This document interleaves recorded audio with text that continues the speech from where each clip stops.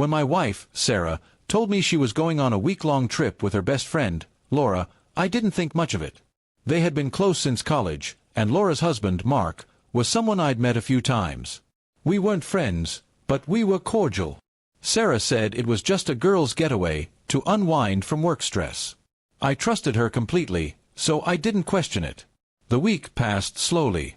I missed her, but we talked every night over video calls. She seemed happy, relaxed, and often mentioned how Laura was helping her let loose. I noticed she didn't talk much about what they were actually doing, but I didn't push. When she came home, she seemed unusually quiet and avoided eye contact. I chalked it up to post-vacation fatigue.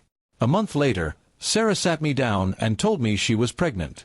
We had been trying for a baby for a while, so at first, I was overjoyed. But then, she didn't smile. Her hands trembled, and her eyes filled with tears. That's when I knew something was wrong. I asked if she was okay, and she whispered, "It's not yours." I felt the floor vanish beneath me. My ears rang, and my chest tightened. I couldn't even form words at first. When I finally managed to speak, I asked her whose baby it was. Her voice cracked as she admitted, "Mark's, Laura's husband." I just sat there in shock, unable to believe the betrayal I was hearing. She explained that during the trip, Laura had to leave for 2 days for a family emergency, and Mark showed up to keep Sarah company. One night, they drank too much, and things just happened. I was sick to my stomach listening to her excuse.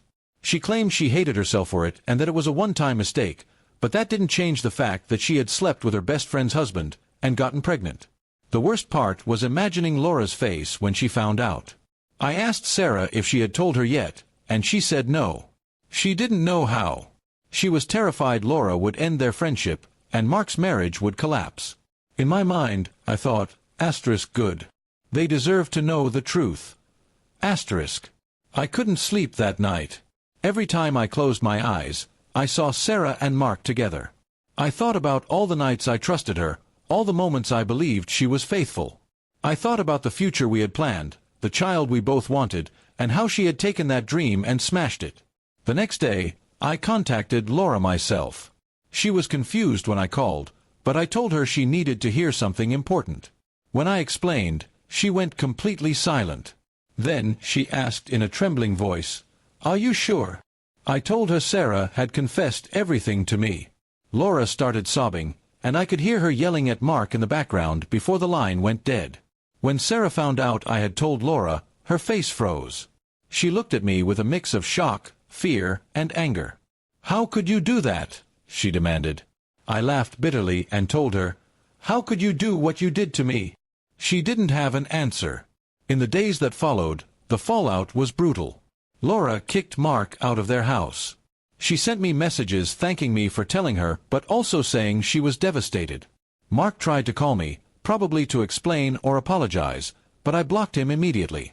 Sarah cried every day, begging me to forgive her and raise the child together. I couldn't. Every time I looked at her, I saw betrayal. The baby would be a living reminder of the night she destroyed everything we had.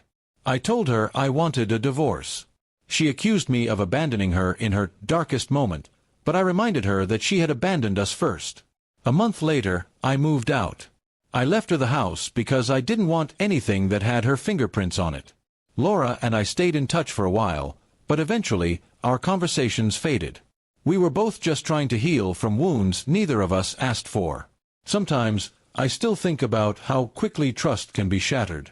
One trip, one night, one choice, and the life I thought I had was gone. Sarah made her bed with Mark, and now she has to lie in it, alone. I may have lost a marriage, but I kept my self-respect, and that's something she can never take away.